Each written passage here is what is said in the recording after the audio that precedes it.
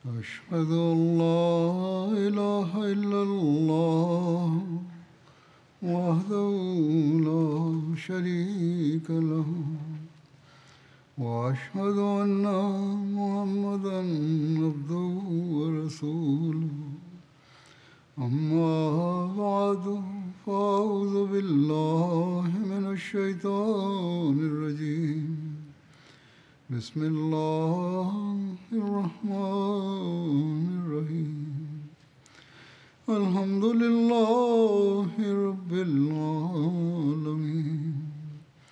الرحمن الرحيم مالك يوم الدين إياك نعبد وإياك نستعين اهدنا الصراط المستقيم صراط الذين أنعمت عليهم غير المغضوب عليهم ولا الضالين.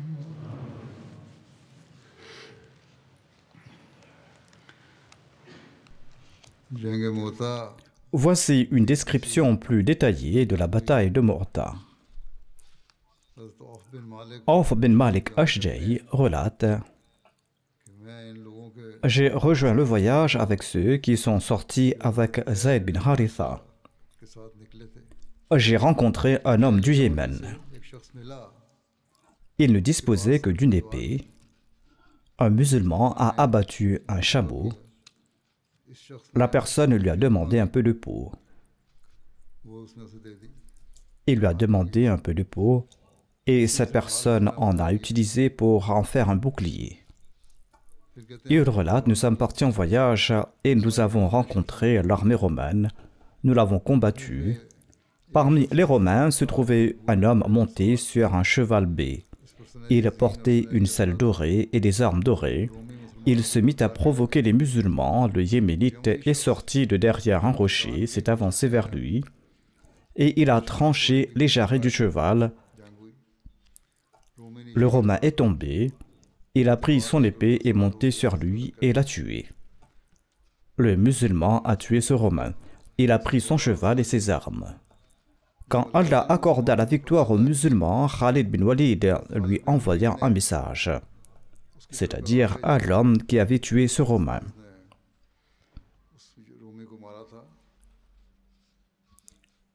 Dans son message, il lui a dit qu'il lui prendrait une partie du butin et lui a demandé de rassembler ce butin. Auf relate: je suis parti voir Khalid et je lui dis: savez-vous ce qu'Allah a décidé concernant le butin? Khalid bin Walid était nouvellement converti à l'islam et cette personne pensait que peut-être que Khalid ne savait pas ce qu'Allah avait décidé, notamment que le butin appartiendrait au combattant, c'est-à-dire celui qui avait tué l'ennemi. Celui qui tuerait l'ennemi garderait le butin de l'ennemi. Khalid bin Walid a déclaré: oui, je le sais, mais j'avais estimé que les biens qu'il avait reçus étaient en plus. Les biens qu'il a pris étaient plus importants que ce qu'il aurait dû recevoir. Auf ajoute: je lui ai dit de rendre ses biens à cette personne, sinon je le signalerai au saint prophète Mohammed paix soit sur lui. Khalid bin Walid a refusé de rendre les biens. Auf déclare: ensuite je me suis présenté au saint prophète Mohammed sallallahu alayhi wa sallam et je lui ai rapporté l'incident concernant cette personne, ainsi que le comportement de Khalid.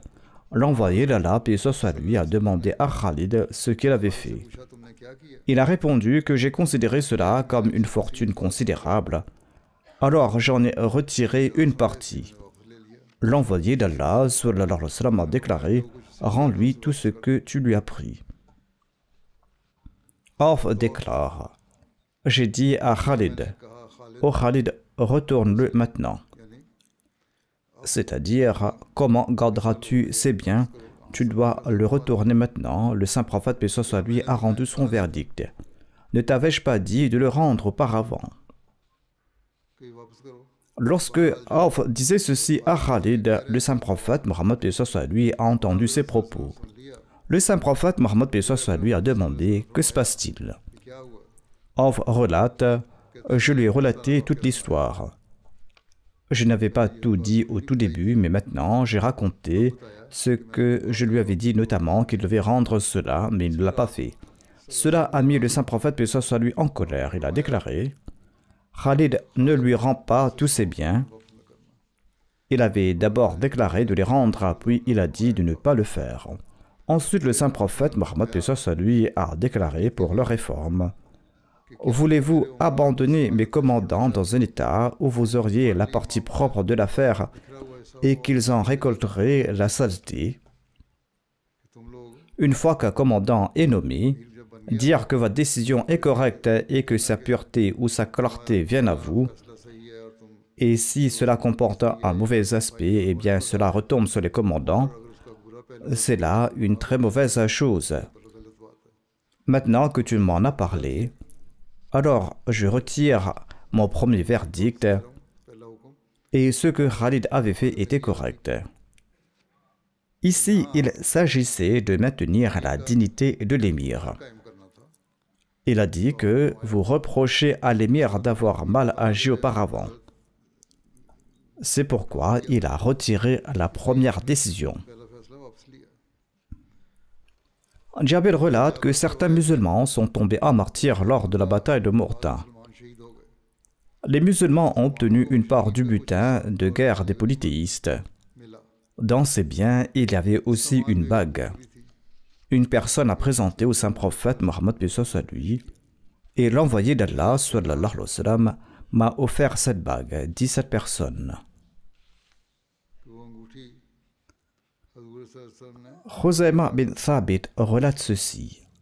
J'ai participé à la bataille de Mourta. Un homme parmi les Romains m'a défié en duel et je l'ai achevé. Il avait porté un casque avec des rubis incrustés. Mon intention était ces rubis et je les ai pris. Et je me suis présenté au saint prophète, paix soit lui, et je lui ai offert ces rubis. Il me les a offerts. Et j'ai vendu ces rubis 1000 dinars à l'époque du calife Othman bin Affan. Et par la suite, j'ai acheté un verger avec cette somme. Allama Ibn Kathir relate à ce propos que ces récits montrent clairement que les musulmans ont également obtenu du butin et qu'ils n'ont pas seulement subi des défaites. Ils ont obtenu des butins et la question de défaite ne se pose pas. Ils avaient adopté une tactique militaire lorsqu'ils avaient fait ce repli. Quoi qu'il en soit, on raconte qu'ils ont pris les biens des chefs des Romains et ils ont tué leur chef.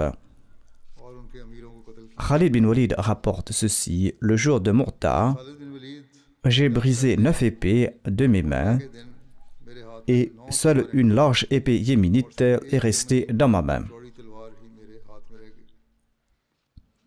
Allama Mohammed bin Yusuf déclare que ce récit montre que les musulmans ont tué beaucoup de polythéistes, sinon ils n'auraient pas pu échapper à leur emprise. Le nombre de musulmans était de 3000, tandis que celui des polythéistes dépassait les 200 000. C'est en soi une preuve irréfutable de la supériorité des musulmans. En tout cas, Allah est plus savant. Ibn Ishaq a rapporté que Qutba bin Qatada était l'émir de l'aile droite des musulmans. Il a attaqué Malik bin Arafila, qui était l'émir des Bédouins chrétiens, et il a tué cette personne. Qutba s'en est vanté dans des poèmes arabes en disant qu'il avait transpercé le fils de Arafila bin Arash d'une lance qui a pénétré profondément en lui, puis la lance s'est brisée. Quand je l'ai frappé d'un coup puissant au cou, il s'est incliné comme une branche d'arbre salam, un arbre épineux qui se plie. Nous avons conduit les femmes de ses cousins comme on conduit le bétail. Asma bint Umays a relaté que le jour où Ja'far et ses compagnons sont tombés en martyrs, le saint prophète Mohammed lui est venu chez nous. Il a déclaré « Amenez-moi les fils de Ja'far ». Je les ai présentés à l'envoyé d'Allah, sallallahu alayhi wa sallam. L'envoyé d'Allah, paix soit lui, a pris les fils de Ja'far dans ses bras et des larmes ont commencé à couler de ses yeux. J'ai dit au messager d'Allah, sallallahu alayhi wa sallam, que mes parents soient sacrifiés pour vous. Pourquoi pleurez-vous? Avez-vous eu des nouvelles de Ja'far et de ses compagnons? L'envoyé d'Allah, sallallahu alayhi wa sallam, a déclaré oui. Aujourd'hui, la couronne du martyr orne leur tête. Elle dit que je me suis levé et j'ai commencé à pleurer. Les femmes se sont rassemblées autour de moi. Le saint prophète Mohammed lui s'est rendu auprès de sa famille. Il a déclaré « Ne soyez pas insouciants envers la famille de Ja'far, préparez-leur de la nourriture. Aujourd'hui, le décès de son mari les a occupés. » C'est-à-dire qu'il a exhorté les gens à leur envoyer de la nourriture à la maison ce jour-là. Anas rapporte que le saint prophète Mohammed est monté sur sa chair et il a annoncé la nouvelle du martyr de Zayd, de Ja'far et de Ibn Rawaha. Ils étaient tombés en martyr ce jour-là, bien que la nouvelle de leur martyr ne soit pas encore parvenue directement. Le saint prophète Mohammed lui a déclaré « Maintenant Zayd a pris l'étendard de l'islam et il est tombé en martyr. Puis Ja'far a pris l'étendard de l'islam et il est aussi tombé en martyr. Ensuite le drapeau de l'islam a été saisi par Abdullah. Il est également tombé en martyr. Des larmes coulaient de ses yeux jusqu'à ce qu'une des épées d'Allah saisisse le drapeau de l'islam. Allah a accordé la victoire aux musulmans. »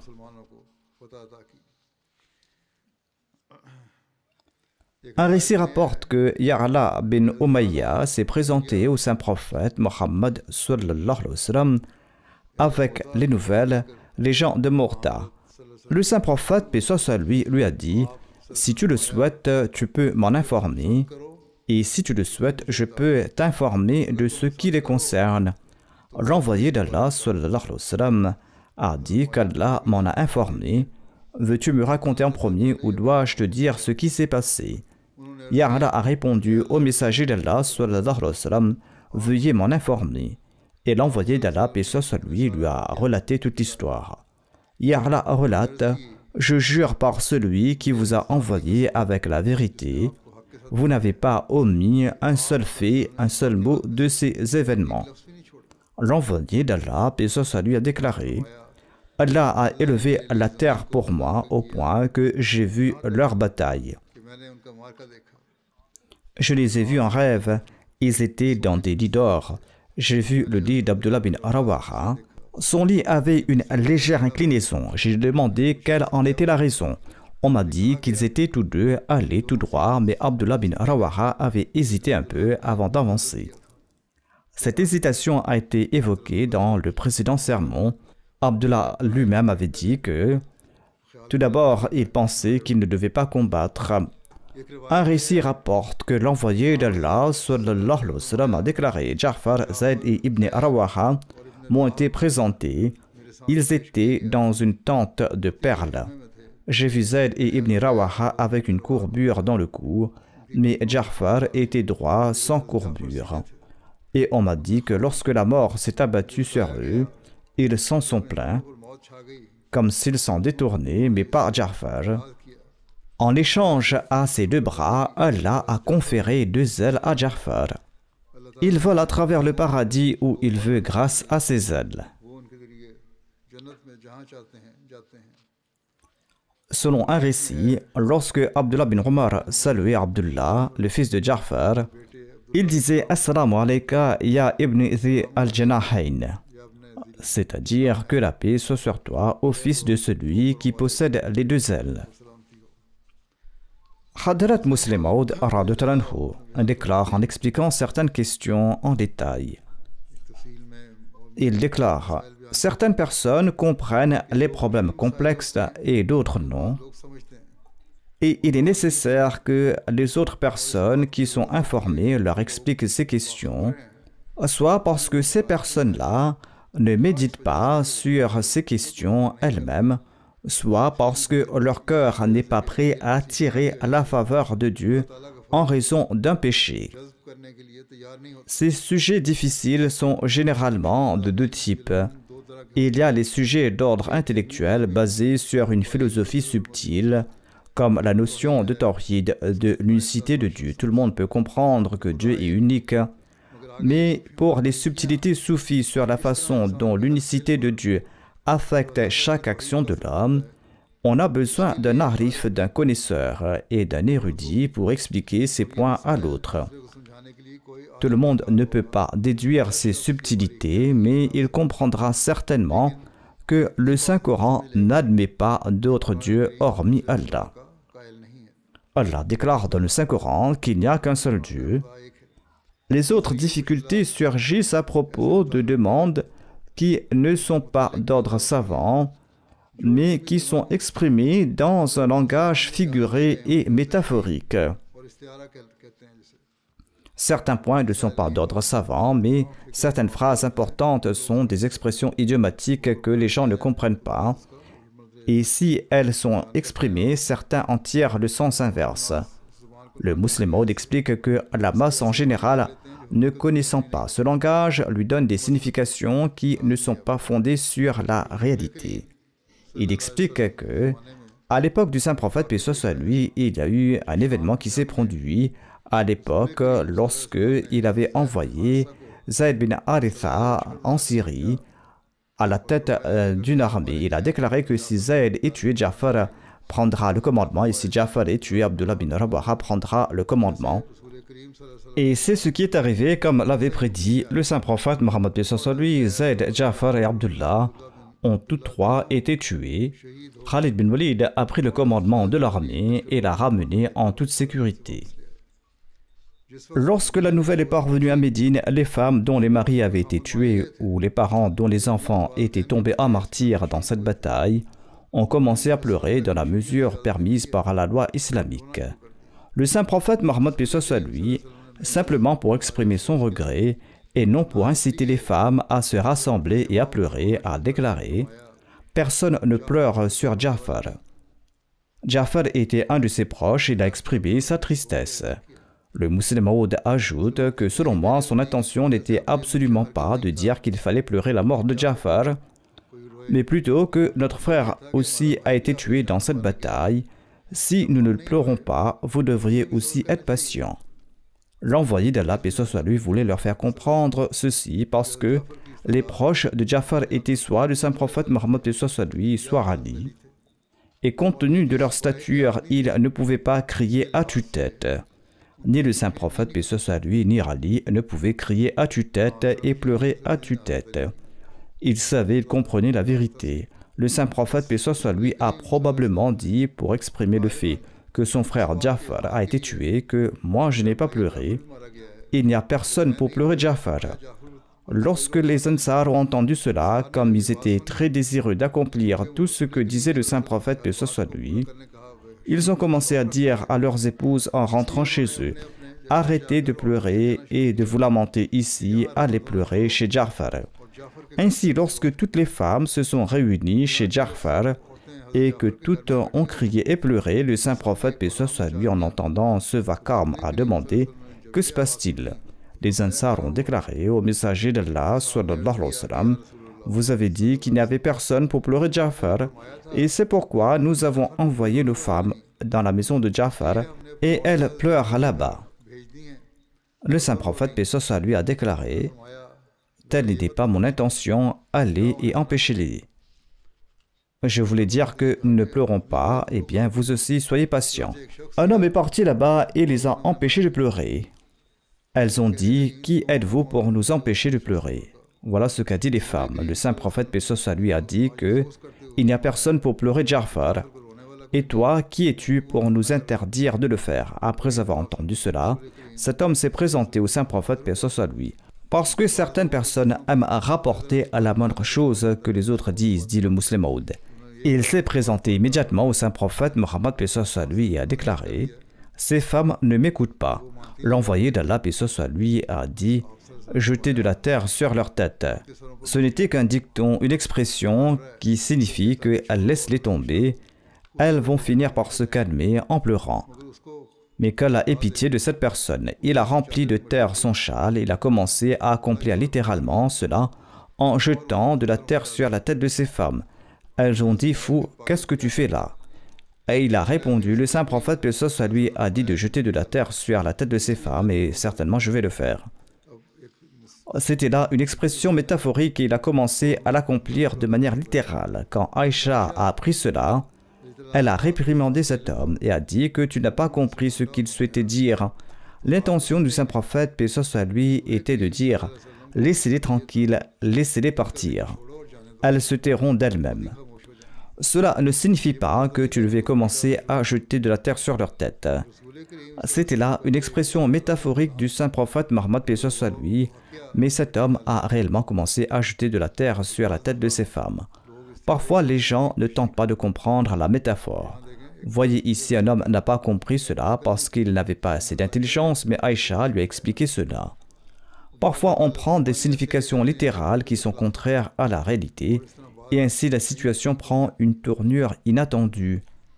Cet événement témoigne de l'amour des compagnons pour le saint prophète Mohammed sallallahu alayhi wa sallam, explique le Muslim Maud radhiyallahu anhu. Il explique ceci ailleurs de la manière suivante. Il déclare que lorsque les compagnons ont envoyé leurs femmes pleurer chez Ja'far, cet événement témoigne de l'amour que les compagnons avaient dans leur cœur pour le saint prophète Mohammed sallallahu alayhi wa sallam. Cela ne leur a pas donné l'occasion de penser, selon leurs propres termes, à ce que le saint prophète Mohammed paix soit lui souhaitait dire. Mais ils ont immédiatement dit aux femmes d'oublier leur chagrin et de partager le chagrin du saint prophète Mohammed paix soit lui. Vous pouvez comprendre par là quelle était l'ampleur de l'amour du messager d'Allah sallallahu alayhi wa sallam dans leur cœur. En entendant la phrase selon laquelle il n'y avait aucun son de pleurs provenant de la maison de Ja'far, ils ont pensé qu'ils avaient commis une erreur en pleurant la mort de leur proche. Le vrai chagrin est celui du saint prophète Mohammed paix soit lui. Le Muslim Maud radhiyallahu anhu explique. En apparence, c'est un événement insignifiant, mais il est rare de trouver de meilleurs événements pour exprimer les sentiments des compagnons. Ce sont les gens dont les services étaient devant le saint prophète Mohammed paix soit lui, dont les sacrifices étaient devant les yeux du saint prophète Mohammed paix soit lui à chaque instant, à chaque moment. Et ces gens aimaient tellement le saint prophète Mohammed paix soit lui qu'on ne peut trouver un tel exemple dans aucune relation terrestre. Ainsi, si l'on considère le monde, si l'on considère les sentiments, le saint prophète Mohammed paix soit lui aurait dû accorder plus d'importance aux opinions de ces personnes et son amour aurait dû être moindre que le nôtre. C'est-à-dire nous qui sommes venus par la suite à une époque ultérieure, eh bien l'amour pour nous aurait dû être bien moindre comparé à l'amour qu'il devait ressentir pour ses compagnons. Ses compagnons étaient devant lui, mais l'amour illimité du saint prophète Mohammed paix soit lui n'a pas permis, dans la mesure où l'amour humain peut être illimité, qu'il accepte de vous décourager. Il n'a pas laissé l'abattement s'emparer des gens de cette époque, c'est-à-dire de notre époque. Il ne souhaitait pas que notre courage à nous, les gens de cette époque, ne faiblisse. L'amour du saint prophète paix soit lui n'a pas permis que le courage de la communauté du milieu ne s'éteigne. Ainsi, lors d'une assemblée, il a mentionné les personnes qui viendraient plus tard en ces termes. Il a déclaré que mes frères qui viendront après moi seront ainsi et ainsi. Ses compagnons, en entendant cela, ont ressenti de l'envie et ont déclaré « Ils sont vos frères et nous ne le sommes pas. Nous vivons avec vous et vous ne nous avez pas appelés frères. Et ceux qui viendront plus tard, vous les appelez vos frères. » Le saint prophète a répondu « Vous êtes mes compagnons et ils sont mes frères. Vous êtes mes compagnons et ils sont mes frères. » N'est-ce pas une grâce immense à la grâce de me voir et de vous tenir à mes côtés pour accomplir ces services religieux? C'est là une grande grâce qui vous a été offerte. Et ces gens qui ne me verront pas, qui viendront plus tard, eh bien, laissez-moi dire quelques mots à leur sujet. Laissez-moi aussi dire quelque chose à leur sujet. Quels mots utiliser à leur propos afin qu'ils soient apaisés et que leur courage soit rehaussé. C'est ainsi que le saint prophète a élevé le moral de ceux qui sont venus après. Voyez donc à quel point le saint prophète, paix soit sur lui, a rehaussé votre morale. Il a déclaré que « Je ne sais pas si la première partie de ma Ummah est meilleure ou si c'est la dernière partie. »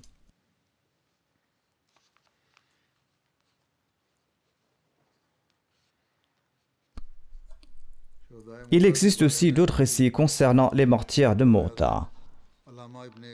Après avoir mentionné les martyrs de Mou'tah dans son livre Al-Bidaya wa Nihaya, l'érudit Ibn Kathir a écrit que le nombre de ces martyrs était de 12. Certains récits mentionnent un nombre plus élevé de martyrs, mais dans tous les cas, c'est un grand miracle que ces deux armées se sont affrontées. L'un s'est battu dans la voie d'Allah, un groupe de 3000, tandis que l'autre armée, l'opposant, était de 200 000. 100 000 hommes étaient parmi les Romains et il y avait 100 000 parmi les chrétiens. Ils se sont affrontés dans une bataille, mais malgré cela, seulement 12 musulmans sont tombés en martyrs, ou un très petit nombre, tandis qu'un grand nombre de polythéistes a été envoyé en enfer. Khalid déclare que ce jour-là, il avait brisé 9 épées de ses mains. Une seule épée yéménite m'est demeurée dans la main, a-t-il dit. Combien de polythéistes ces épées ont-elles envoyé en enfer? Concernant le retour des musulmans à Médine et l'accueil du saint prophète Mohammed paix soit lui, il est écrit que les musulmans sur le chemin du retour sont passés tout près d'un village qui comprenait une forteresse. En partant, les habitants d'ici avaient tué un musulman. Les musulmans ont assiégé cette forteresse et ils l'ont conquis. Khalid a tué les chefs de cette forteresse. Et lorsque les musulmans sont revenus de Mou'tah, le saint prophète Mohammed paix soit lui et ses compagnons les ont accueillis à bras ouverts.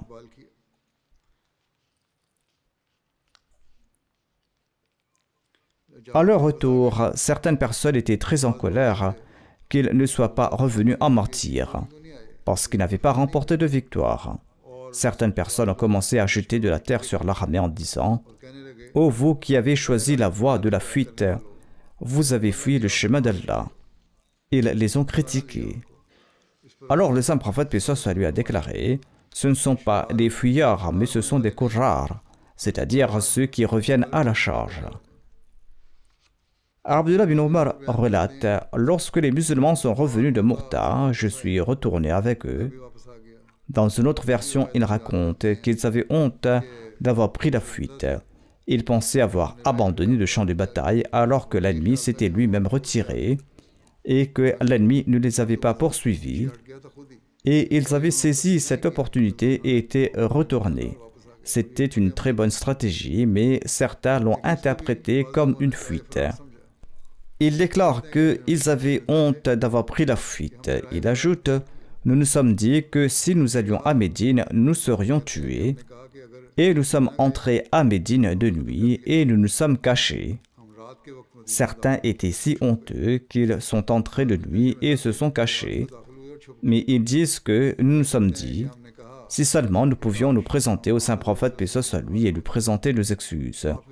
Si notre repentance est acceptée, tant mieux, sinon nous partirons. » C'est-à-dire nous partirons en nous préparant à la guerre et nous partirons d'ici. Nous nous sommes présentés au saint prophète paix soit lui avant la prière d'Al-Fajr. Il a demandé qui est là. Nous avons répondu ceux qui ont pris la fuite. Honteux, ils ont eux-mêmes avoué nous sommes ceux qui ont pris la fuite de là-bas. Le saint prophète Mohammed paix soit lui a déclaré non, vous n'êtes pas ceux qui ont pris la fuite. Vous êtes ceux qui reviennent à l'attaque et je suis de votre groupe, ou je suis dans le groupe de chaque musulman. Alors nous avons embrassé ses mains. Le saint prophète, paix soit lui, nous a traités avec une grande tendresse.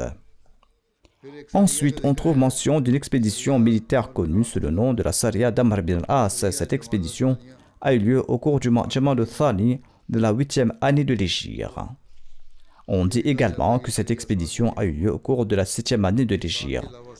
Tous, à l'exception de Ibn Ishaq, s'accordent à dire que cette expédition a eu lieu après la bataille de Morta, et la bataille de Morta a eu lieu au cours du mois Jamadul Oula de la 8e année de l'Hégire. Cette expédition a été motivée par la nouvelle parvenue au saint prophète Mohammed lui, notamment qu'un groupe des Banu Qurda se rassemblait pour attaquer les environs de Médine. Les Banu Qurda étaient une tribu katane située au-delà de Wadi al-Qura à 10 jours de Médine. On rapporte que le messager d'Allah, paix soit lui, a envoyé Amr bin al-As pour les réprimer. Amr bin al-As était le fils d'As bin Wa'il, un chef de la Mecque. Il s'est converti à l'islam en l'an 7 de l'Hégire, ou selon une autre version, en l'an 8 de l'Hégire. Amr bin al-As a déclaré: le messager d'Allah sallallahu alayhi wa sallam m'a envoyé un message me demandant de prendre mes vêtements et mes armes. Et il m'a dit: ô Amr, je souhaite t'envoyer comme chef d'une armée. Allah te donnera le butin et te protégera. Amr a répondu: je n'ai pas accepté l'islam pour l'amour des richesses. Le saint prophète Mohammed lui a dit qu'il est bon pour un homme vertueux d'avoir des biens licites. Tu n'as peut-être pas accepté l'islam pour mériter ces biens, mais si Allah t'en donne, c'est une bonne chose. Le saint prophète Mohammed lui a préparé une armée de 300 personnes composée de Muhajirin et d'Ansar, sous le commandement d'Amr, dont 30 cavaliers. Il a attaché un drapeau blanc pour Amr ainsi qu'un drapeau noir. Le messager d'Allah a conseillé Amr de tenter d'incorporer dans ses rangs quiconque des Banu Bali, Uzra et Balqain qui croiserait son chemin. Amr avait une expertise particulière dans la guerre et connaissait également l'art de la guerre. Le saint prophète, paix soit lui, l'avait nommé émir en raison de ses compétences militaires.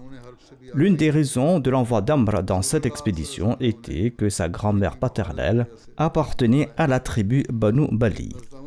Ainsi donc, il pouvait être un très bon moyen pour établir de bonnes relations avec les Banu Bali. L'armée islamique s'est mise en route. L'armée voyageait de nuit et se cachait le jour, jusqu'à ce qu'elle atteigne une source appelée Salasil, dans la région de la tribu des Banu Dujam. En raison de cette source d'eau, cette expédition est également appelée l'expédition de Zat Salasil. On trouve également mention de l'envoi de renforts supplémentaires de Médine, car les musulmans ont appris à leur arrivée tout près de la source d'eau que l'armée ennemie était très importante. Ainsi donc, Amr a envoyé Rafi bin Muqis au saint prophète Mohammed sallallahu alayhi wa sallam pour obtenir une aide supplémentaire. Le saint prophète Mohammed sallallahu alayhi wa sallam a préparé un drapeau pour Abu Ubaida bin al-Jarrah et il a envoyé avec lui une armée de 200 muhajirin et ansar. Parmi ces personnes se trouvaient également Abu Bakr et Omar radhiyallahu anhuma. En envoyant Abu Ubaida, le saint prophète Mohammed lui a conseillé de rejoindre Amr une fois arrivé et de former une seule armée et de ne pas sombrer en désaccord. Le but était qu'ils restent en accord et qu'ils ne se querellent pas et qu'Amr soit le commandant de l'armée. On rapporte qu'à une occasion, les musulmans ont ramassé du bois pour faire un feu afin de se réchauffer du froid. Cependant, Amr leur a interdit cela. Selon un récit, lorsque Amr a interdit d'allumer des feux, Omar s'est mis en colère et il a voulu aller le voir et intervenir. Mais Abu Bakr l'en a empêché et lui a expliqué que le saint prophète Mohammed lui l'avait nommé chef en raison de ses compétences militaires. Quand Amr est revenu, il a dit au messager d'Allah qu'il avait désapprouvé d'allumer des feux de peur que l'ennemi, en voyant notre petit nombre, ne demande plus de renforts et ne nous attaque. Le saint prophète Mohammed l'a alors félicité.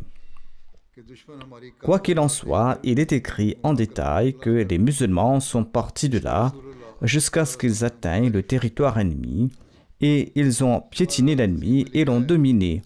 Lorsque les musulmans sont arrivés à l'endroit où ils avaient appris que l'ennemi se rassemblait, l'ennemi, informé de l'arrivée des musulmans, s'est enfui et s'est dispersé. Les musulmans les ont poursuivis et ils ont rencontré un petit groupe d'ennemis qu'ils ont attaqués et qu'ils ont vaincus, et le reste s'est enfui. Les musulmans sont restés quelques jours dans cette région et chaque fois qu'ils entendaient parler d'un groupe ennemi, ils envoyaient des cavaliers pour l'affronter et ces cavaliers revenaient avec des chèvres et des chameaux. Les musulmans sont partis pour ensuite retourner à Médine. Amr a envoyé Auf bin Malik Ashjari en avant auprès du saint prophète Mohammed lui pour l'informer de son retour sain et sauf et de la situation de la bataille. Ensuite, on trouve également mention d'une autre expédition dirigée par Abu Ubaida bin al-Jarrah. Cette expédition a eu lieu au cours du mois de Rajab lors de la 8e année de l'Hégire.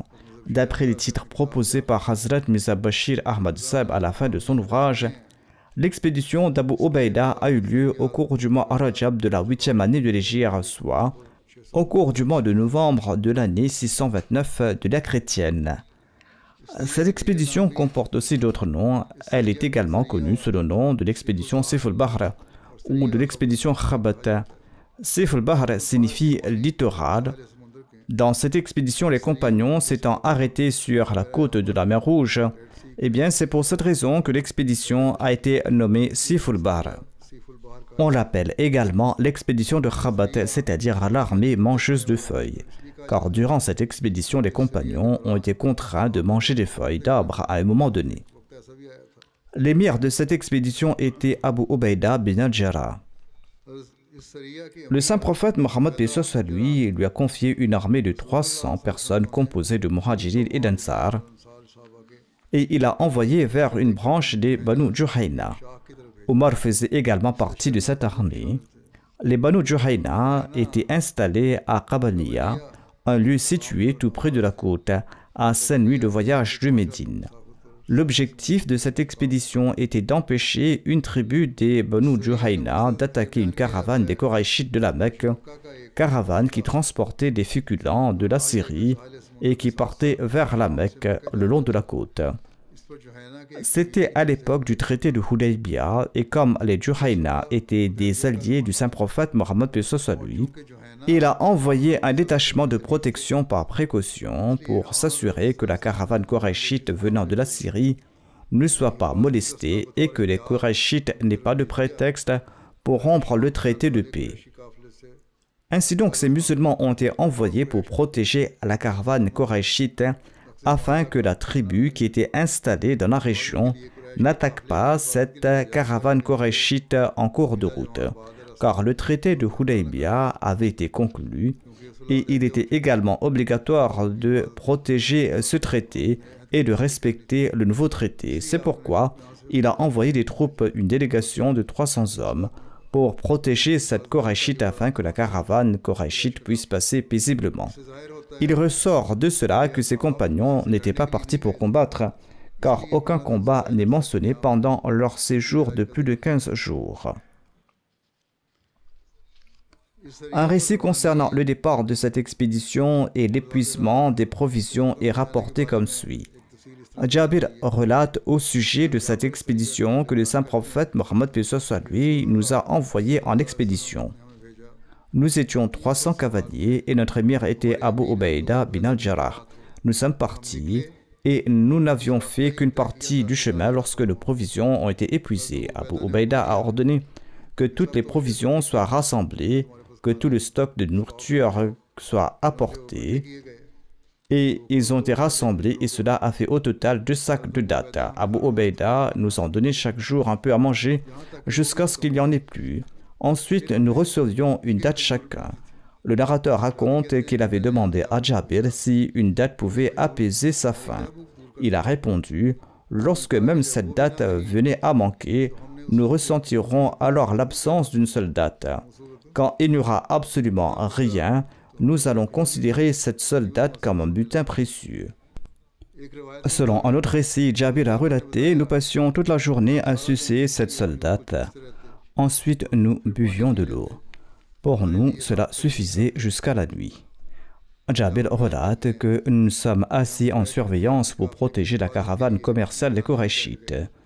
Nous sommes restés au bord de la mer pendant un demi-mois et nous avons eu très faim au point de manger des feuilles. C'est pourquoi cette armée a été nommée Jaish al-Khabat, c'est-à-dire l'armée de ceux qui mangeaient des feuilles. Il déclare en raison de cette nourriture, nous étions devenus très faibles et nos lèvres et le contour de nos bouches étaient blessés à tel point qu'une personne a dit que si nous devions affronter l'ennemi dans cet état, nous ne pourrions même pas bouger en raison des efforts que nous avons fournis. Nous ne pourrions même pas les combattre. On trouve également mention du fait qu'ils abattaient des chameaux pour se nourrir. Jabir rapporte qu'il y avait une personne dans l'armée qui abattait 3 chameaux par jour pendant 3 jours pour nourrir les gens. Ensuite, Abu Ubaida l'en a empêché. Il ressort des recueils d'histoire que cet homme était nommé Qais bin Saad. Qais bin Saad a déclaré qu'il m'achètera des dattes contre un chameau. Je vais abattre le chameau ici même, mais je paierai le prix à Médine. Autrement dit, en voyant la fin des compagnons, il a déclaré « Je vais acheter un chameau et l'abattre ici pour vous nourrir ». Omar était présent et il a déclaré « J'étais étonné de ce garçon qui ne possédait rien et qui dépense les biens d'autrui. Où trouvera-t-il de quoi payer une fois rentré chez lui? Il n'a même pas de jardin. » Qais a rencontré un homme des Banu Juhayna. Il lui a dit « Vends-moi un chameau ». Ensuite, il acheta des chameaux à la tribu qui était là-bas, en leur disant qu'il leur paierait le prix sous forme de date à Médine. L'homme a déclaré « Je ne sais pas qui tu es ». Qais a dit « Je suis Qais, fils de Sa'd bin Ubada ». L'homme a déclaré « Comme tu m'as aidé à te reconnaître en mentionnant ton lignage et ton introduction familiale, eh bien sache qu'il y a de l'amitié entre moi et Sa'd, le chef de Yathrab. Nous sommes amis. » Qais a acheté 5 chameaux en échange de 5 wasak de dattes, soit environ 750 kilos de dattes. Il a dit « Fournis-moi des témoins », c'est-à-dire qu'il faut aussi des gages de garantie. Et quelques muhajirines et quelques ansar ont témoigné en sa faveur. Omar a refusé de témoigner, arguant que les biens en question n'appartenaient pas à cet homme, mais à son père. Il parlait ici des dattes. Ces vergers de dattiers appartenaient à son père, comment pourrait-il en faire don? Quoi qu'il en soit, lorsque l'armée est revenue à Médine, Sa'd a demandé à Qais ce qu'il avait fait quand les compagnons étaient affamés. Il a dit « J'ai abattu un chameau ». Sa'd a demandé « Et ensuite, qu'as-tu fait » Qais a dit « J'ai ensuite abattu un autre chameau ». Sa'd a demandé « Et ensuite, qu'as-tu fait » Qais a déclaré « J'ai ensuite abattu un chameau ». Sa'd a demandé de nouveau « Et ensuite, qu'as-tu fait » Qais a répondu « Ensuite, on m'a interdit de le faire davantage ». Sa'd a demandé « Qui t'a interdit » Qais a répondu « Abu Ubada ». Ensuite, il a demandé « Pourquoi t'a-t-il interdit cela » Qais a répondu, il a dit que ce n'était pas mon bien, mais celui de mon père. Sa'd a déclaré « Je t'offre 4 jardins ». Son père s'est réjoui de son action. Il lui a dit que « Je t'offre 4 jardins, même le jardin de moindre qualité te rapportera 5 wasak de dattes. » C'est une quantité considérable de plusieurs centaines de kilos. Sa'd a mis un document en écrit et a fait témoigner Abu Ubaida. L'homme des Banu Juhayna était également venu à Médine avec Qais. Sa'd lui a offert des dattes, lui a fourni une monture et le vêtit d'un manteau. Jabir a déclaré que lorsque cette nouvelle est parvenue au saint prophète Mohammed P.S. lui, il a déclaré que la générosité est une qualité innée de cette famille.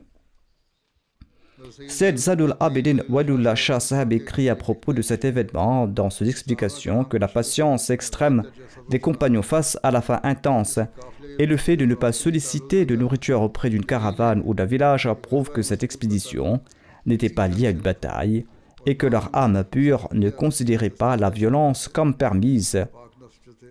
Ils ne souhaitaient pas se tourner vers l'injustice ou la violence. Quoi qu'il en soit, Allah a pourvu à leurs besoins en nourriture pendant cette période. Il est écrit à ce sujet que Jabir relate que lors de cette expédition, la mer nous a jeté un énorme poisson ressemblant à une colline, poisson qu'on nomme Anbar. Cet Anbar serait donc un grand poisson, on pourrait dire une baleine. Azhari rapporte que l'Anbar était un très grand poisson dont la longueur peut atteindre 50 coudées. Jabir rapporte « Nous avons mangé de sa chair pendant un demi-mois et selon une autre version pendant 18 jours ou un mois.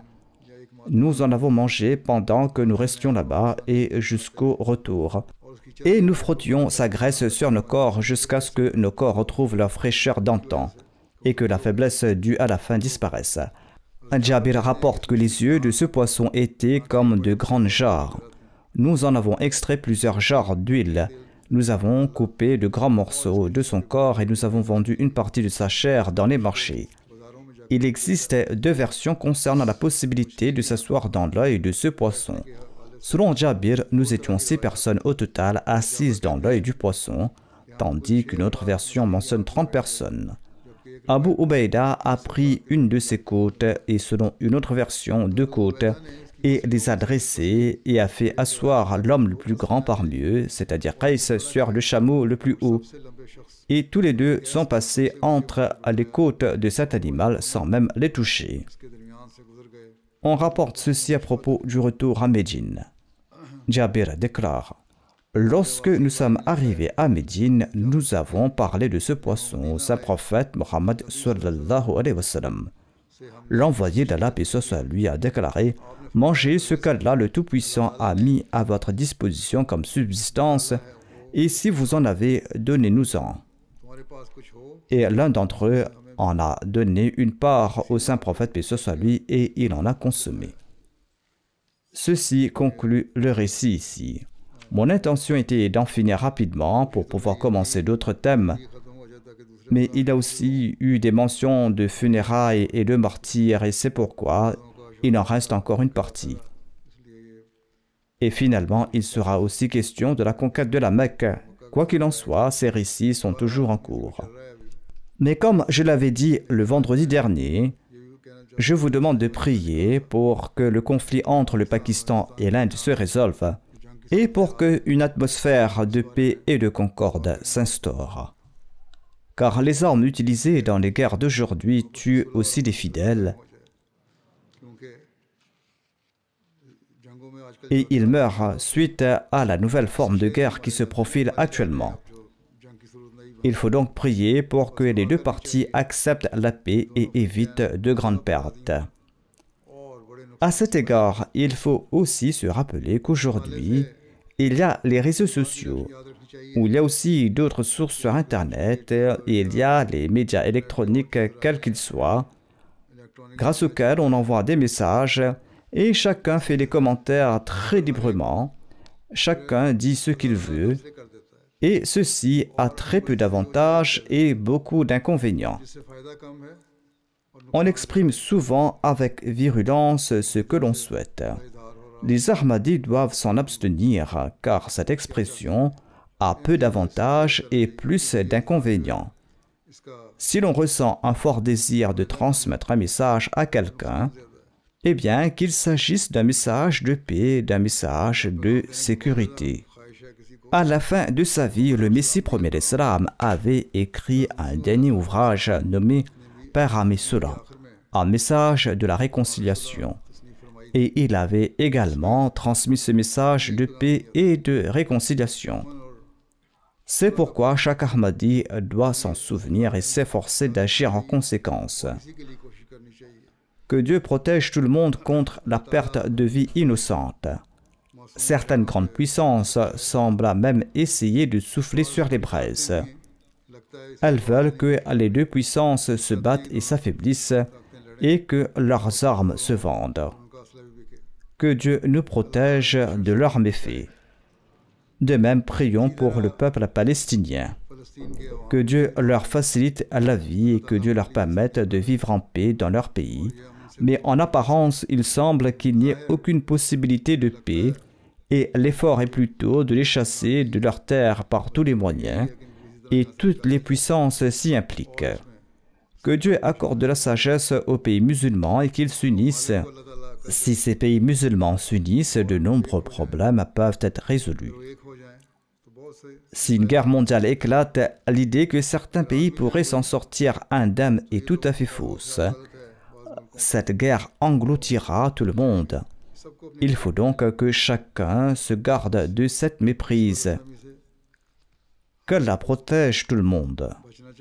De toute façon, la solution, comme je le dis toujours, est uniquement de se tourner vers Dieu le Tout-Puissant. C'est le seul chemin qui puisse nous sauver. Il n'y a pas d'autre voie. Qu'Allah le Tout-Puissant nous en accorde à tous l'opportunité.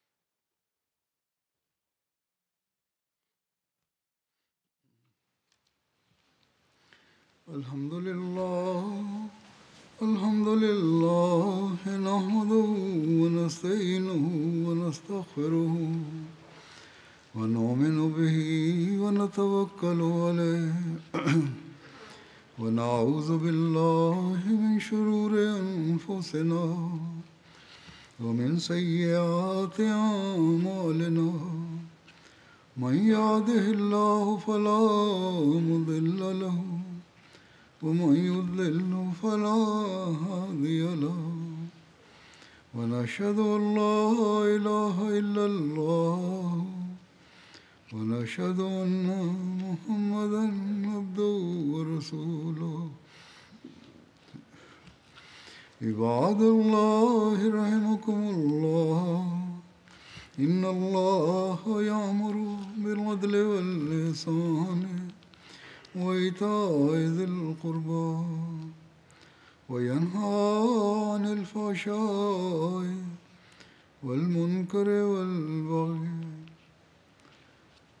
يعظكم لعلكم تذكرون اذكروا الله يذكركم وادعوه يستجب لكم ولذكر الله أكبر